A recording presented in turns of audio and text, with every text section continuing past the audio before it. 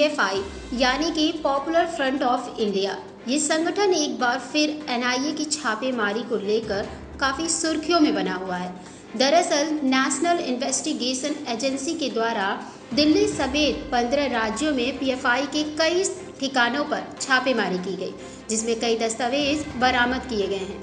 हैरानी की बात तो ये है कि इसके कार्रवाई में 100 से ज़्यादा लोगों की गिरफ्तारी भी हो चुकी है। आपको बता दें कि ये छापेमारी टेरर फंडिंग, ट्रेनिंग कैंपस का आयोजन और लोगों को चरमपंथी बनाने जैसे मामलों के पीछे पीएफआई का हाथ बताया जा रहा है, जिसके चलते ईडी संग एनआईए के द्वारा ये कार्रवाई की गई है।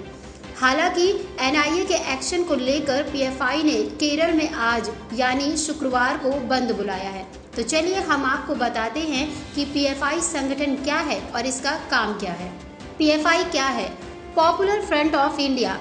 पीएफआई 22 नवंबर 2006 को 3 मुस्लिम संगठनों के गुट मिलने से बना था। इनमें केरल का national democratic front, Karnataka forum for dignity और तमिलनाडु का मनीथा नीति पसरई शामिल है, जिसके चलते पीएफआई खुद को गैर लाभकारी संगठन बताता है। पीएफआई संगठन की खुद अपनी यूनिफॉर्म है, जो हर साल 15 अगस्त को पीएफआई फ्रीडम परेड का आयोजन करता है। लेकिन 2013 में केरल के सीएम रहे ओमान चांडी ने इस परेड पर रोक लगा दी थी, क्योंकि पीएफआई की यूनिफॉर्म में सितारे और एम्बलम लगे हुए थे, जो खास तौर पर पुलिस की वर्दी में लगे रहते हैं। पीएफआई की खूबियाँ ये है कि ये अपने सदस्यों का रिकॉर्ड नहीं रखता है, और यही वजह है कि इस संगठन से जुड़े लोगों को गिरफ्तार करने के बाद भी कानून प्रवर्तन एजेंसियों के लिए अपराधों को रोक पाना काफ़ी कठिन हो जाता है।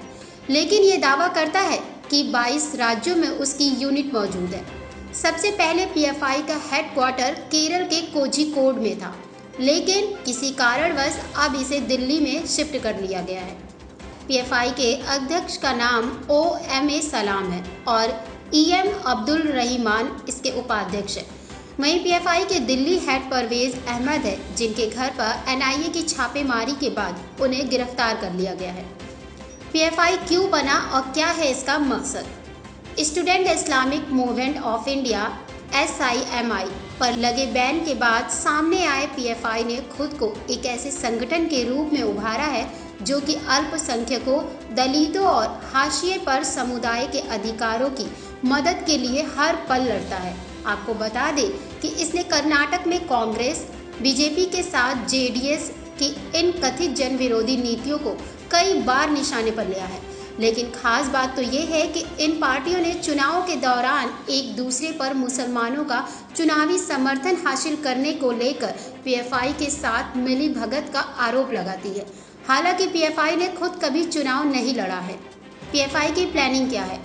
इस संगठन को लेकर लगातार बड़े खुलासे हो रहे हैं। बड़ा खुलासा ये है कि पीएफआई भारत सरकार से प्रतिबंध के डर से अलग अलग नामों से प्रोपोगेंडा फैला रहा है। पीएफआई एजेंडा चलाने के लिए देश के कई हिस्सों में अलग अलग नामों पर छोटे छोटे सोशल वेलफेयर ऑर्गेनाइजेशन बनाने की तैयारी में है। इन समितियों को स्थानीय रजिस्ट्रार कार्यालयों में पंजीकृत किया जाएगा। पीएफआई पर आखिर क्यों पड़ी रेड? आखिर हर किसी की जुबान पर यही सवाल है कि पीएफआई पर क्यों छापेमारी हुई। इसका कारण हम आपको बताते हैं।